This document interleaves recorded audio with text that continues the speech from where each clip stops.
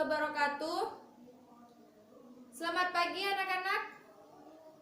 Sebelum kita memulai pembelajaran hari ini, marilah kita berdoa terlebih dahulu agar pembelajaran hari ini diberi kelancaran. Berdoa dimulai.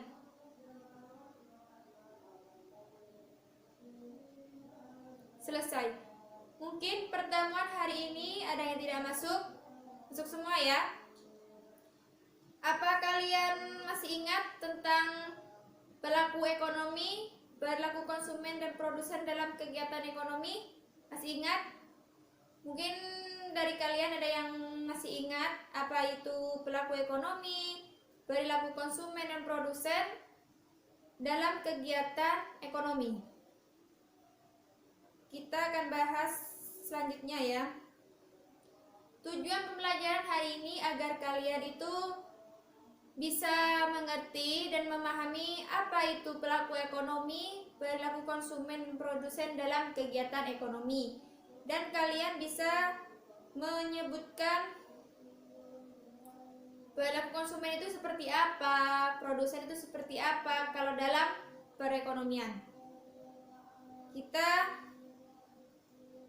lanjut ya ke materinya.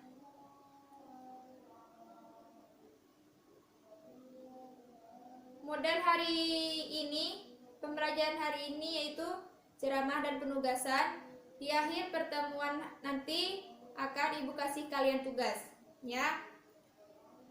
Materinya tentang memahami model pelaku ekonomi, perilaku konsumen dan produsen dalam kegiatan ekonomi. Apa sih pelaku ekonomi itu?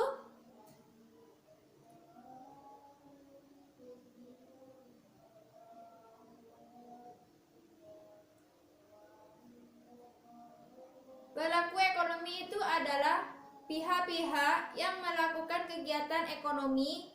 Secara garis besar, pelaku ekonomi dapat dikelompokkan menjadi 4 pelaku, yaitu rumah tangga konsumen, rumah tangga produsen atau perusahaan, pemerintah, masyarakat luar negeri. Setiap pelaku ekonomi ada yang berperan sebagai produsen, konsumen, atau distributor. Itu yang disebut dengan pelaku ekonomi. Kalau rumah tangga konsumen, mereka adalah pelaku ekonomi yang utama karena rumah tangga konsumen meminta barang dan jasa dari barang dan jasa atau output. Untuk itu, kita harus mengkonsumsi atau membeli barang dan jasa. Rumah tangga ikut menentukan barang apa yang akan diproduksi. Itu yang dimaksud dengan rumah tangga konsumen. Kalau rumah tangga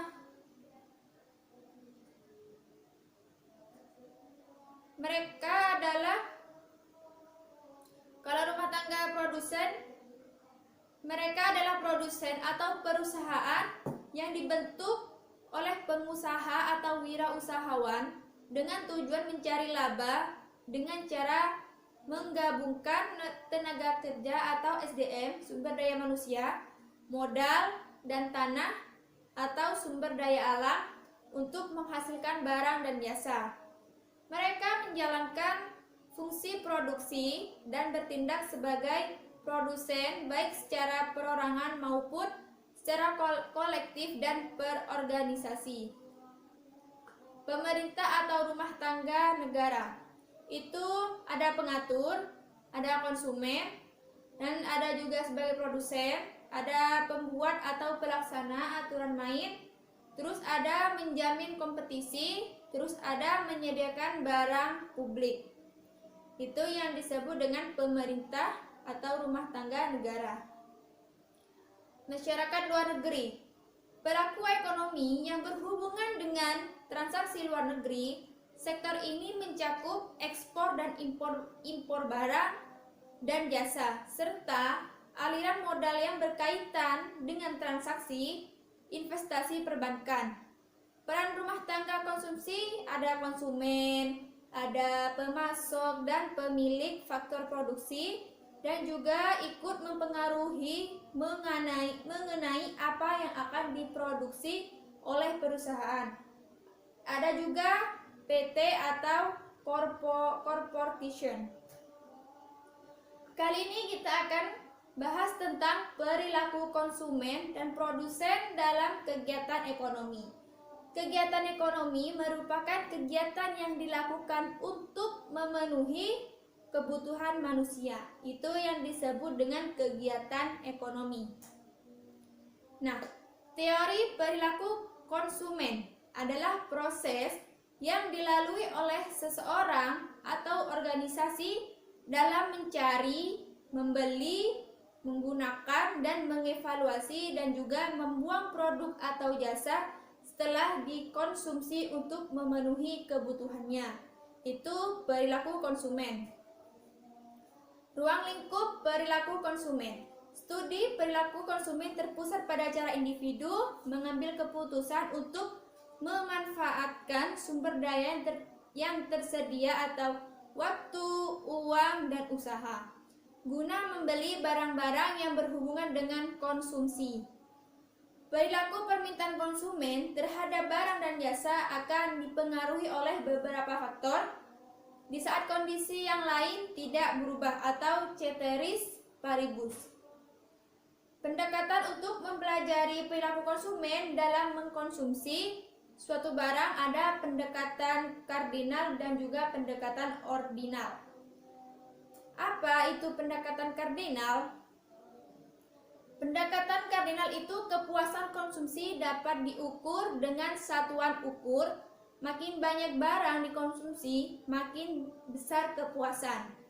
Tambahan kepuasan untuk tambahan konsumsi, satu unit barang bisa dihargai dengan uang.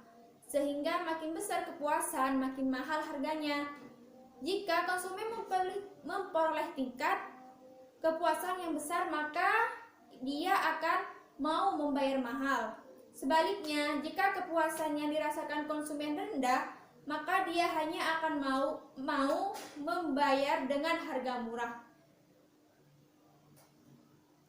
Kalau pendekatan ordinal itu ada kelemahannya. Kelemahan pendekatan ordinal itu terletak pada anggapan yang digunakan bahwa kepuasan konsumen dari konsumsi barang dapat diukur dengan satuan kepuasan. Pada kenyataannya, pengukuran semacam ini sulit dilakukan. Nah, pendekatan ordinal itu bisa diartikan dengan mengukur kepuasan konsumen dengan angka ordinal atau relatif.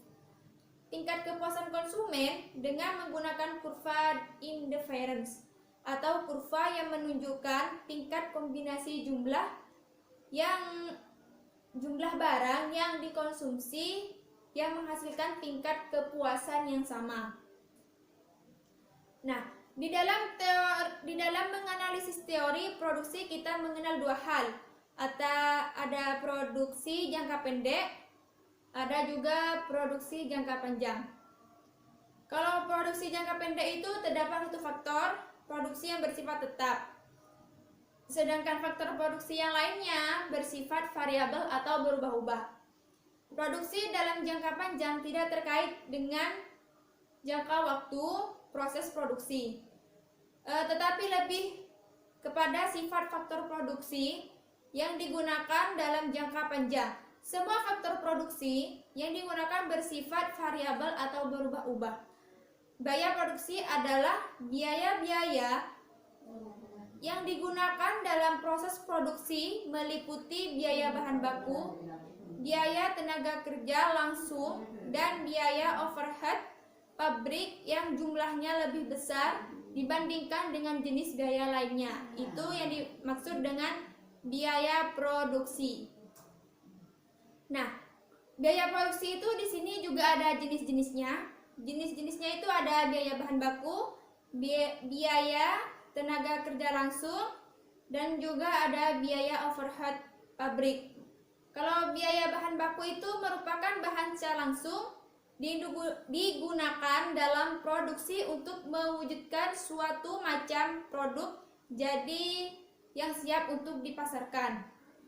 Kalau biaya tenaga kerja langsung, biaya bagi para tenaga kerja langsung ditempatkan dan didaya gunakan dalam menangani kegiatan-kegiatan proses produk jadi secara langsung diterjunkan dalam kegiatan produk, menangani segala peralatan produksi dan usaha itu dapat terwujud.